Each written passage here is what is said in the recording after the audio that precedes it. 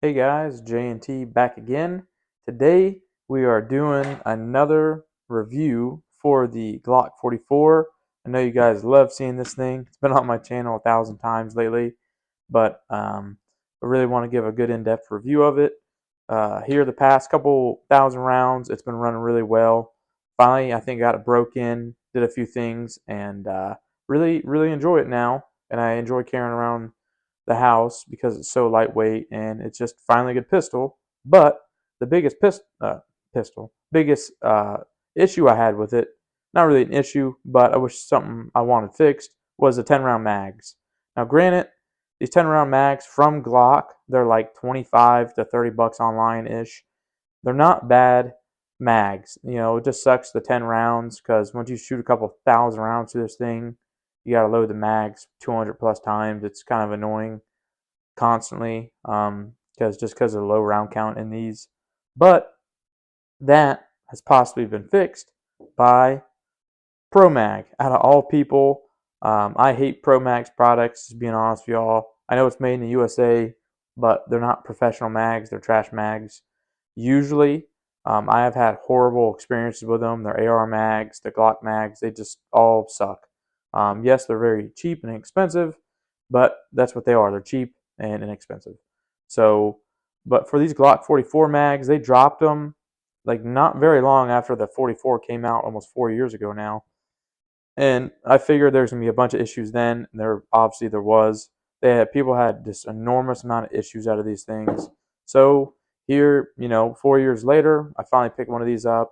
I got finally ordered one of these in the mail. I think it was through the Mag Shack. I got it for $16 and I had to pay like $5 or something for shipping, or $10. So it wasn't too bad. So then you can usually find these in your stores for like 16, $17, but nowhere around me carries these, and most other places don't even carry Glock 44s anymore. So of course, but yeah, so these are very inexpensive, $16. It's $10 cheaper, 15 bucks cheaper than the Glock 10 round mag, and this holds 18 rounds in this magazine. So thought it was pretty cool. First thing I did, I left it loaded for a full day.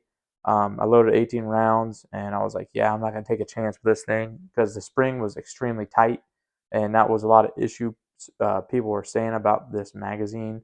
So I left it loaded for a day, took it out, shot a mag through it, and I was like, oh wow, no malfunctions. I shot 250 rounds of arm score through this mag, and not one, or excuse me, there's one malfunction. I forgot, sorry.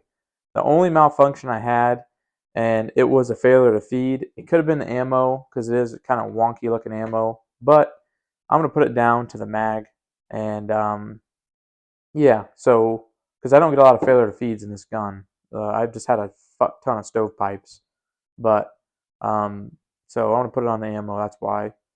But out of 250 rounds, then I shot a couple rounds through these CCI Stingers. These are what are these 32 grains, and these are screaming at 1640. This is great carry ammunition. It was for a very long time. Now, like Federal came out with the Punchline, and all these other companies came out with 22 self-defense ammo because 22 can be used as a self-defense tool. I work in law enforcement on patrol, and I have seen people deaded by 22s, and I tell you what, they work. So I'll leave it at that. But I'm very pleased with these Pro Mags. I give it a 5 out of 5 just because even though I did have that one malfunction, it is working great. It was a much more better experience than the Glock 10 round mags. But one thing to show, if you do want to carry this, the only downside is if you want to call it downside, you on the mag, it's like a quarter inch longer at the bottom. So the base plate is like a quarter inch longer, and that's it. I know a lot of people don't care, but some people are real weird about the dimensions and everything of all this stuff when they carry. But that's the only downfall. And when you load this mag to 18 rounds, the bottom bullets kind of dive down, but once it starts getting to the top, they go in an upright position, and it works great. So that's my review of this thing. I'll do some shorts of me shooting it. It's starting to rain real bad, so don't have any footage of me shooting it. But I'll get a couple short videos out for you guys to watch. But Pro Mag, You did a good job for once in your entire life. So thanks. See you guys.